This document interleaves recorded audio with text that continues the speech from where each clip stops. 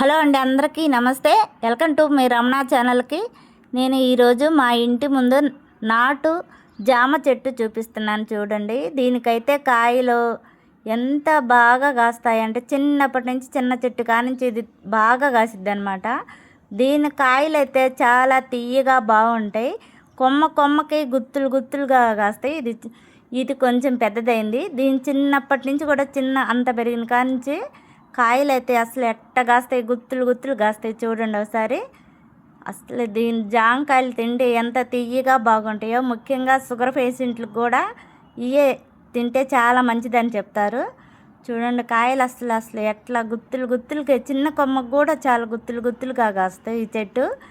ఇది నాటు జామ చెట్టు అనమాట.